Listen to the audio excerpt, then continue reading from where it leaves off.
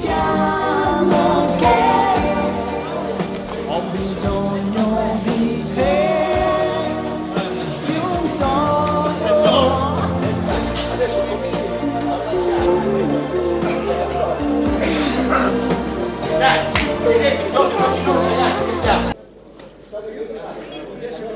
No, perché redi?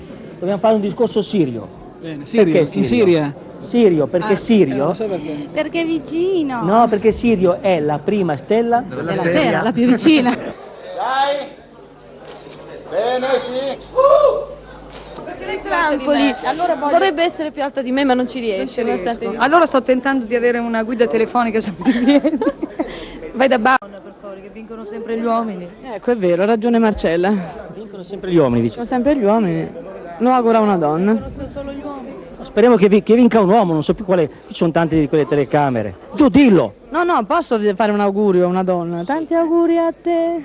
È dell'anno scorso però questa qui, eh? È per quello che l'ha cantata. Adesso tu devi fare un augurio a Mannoia.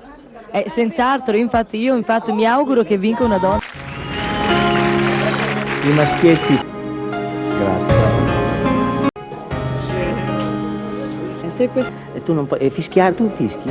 No, io sono meglio che non fischio perché veramente non sono molto brava. Vabbè, non si fischia la canzone, speriamo che però le altri te la fischino. Nel senso che una canzone fischiettata è fortunata, o no? È fortunata, è penso come la di sì. sposa bagnata, uguale. Ecco, bravo. Ok, perfetto. Ciao. Ciao. Abbiamo qui Antonella, che si affaccia al Verone anche lei. Senti, dovresti essere così cortese se vuoi, eh. Fischiarla forse non sta bene, ma... Perché? Vuoi fischiarla? Fischiami la tua canzone.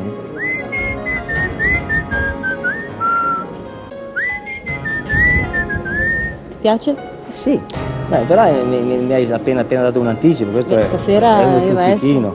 Un pochino, ecco adesso mormora. Sussurrala. Mormora la bambina? No, sussurramela. Strano sentimento non ci molla mai, come il diavolo che vive dentro noi. Questa veramente... Questo è tutto, dai, fammi andare. Recita, fischia e recita. Viva Antonella. Ciao. Ciao. Marcella, hai sudato perché è impellicciata.